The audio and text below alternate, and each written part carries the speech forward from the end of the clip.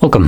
In front of me is a SONY Xperia 5 Mark V, and today I'll show you how you can enable and also set up your Do Not Disturb mode.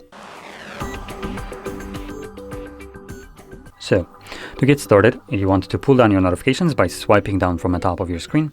Swipe down once again to extend the list of toggles and look for the Do Not Disturb one. So for me, it is located on the second page, as you can see right at the top. Once you see this toggle, you can hold it, at least the first time, because it will quickly take you to the settings. In here, obviously you can customize how the Do Not Disturb mode actually functions. Now I'll be touching only on the more important options, and I'll be glancing over all the other ones that I don't really find as important. So starting off, we have people. Here you can select who can call you and message you, and under calls we have additional option, meaning the allow repeated calls. And what that does is if someone calls you twice within a 15-minute period, that will bypass whatever you have selected right here. So as an example, you might have selected that no one will be able to call you during Do Not Disturb mode. But with this being enabled, if they meet the requirement, they will bypass this option right here and the call will go through. Now messages has the same options minus the repeated callers. Going back, we have a schedule. Here you can select a fully automatic schedule, so the Do Not Disturb mode turns on and off at a provided day of the week and start and end time. And if you're planning to use the schedule, all you need to do is toggle it on in here like so.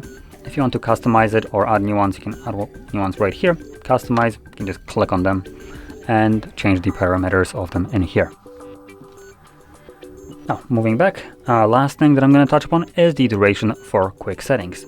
Now, this is a great option for people that use Do Not Disturb mode occasionally and also tend to forget about it. So by default, Do Not Disturb mode is always set to until you turn off.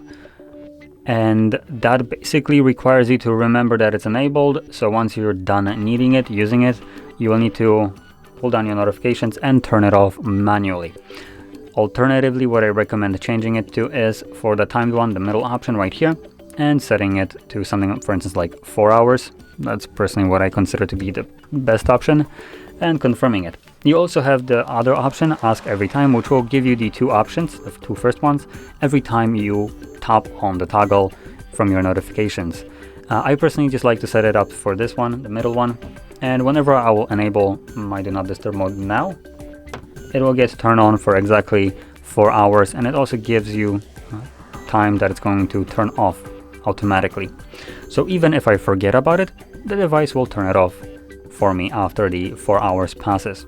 I can also obviously turn it off myself before that timer reaches. So just tap on it and voila, it's off. I didn't need to wait the 4 hours that I have selected.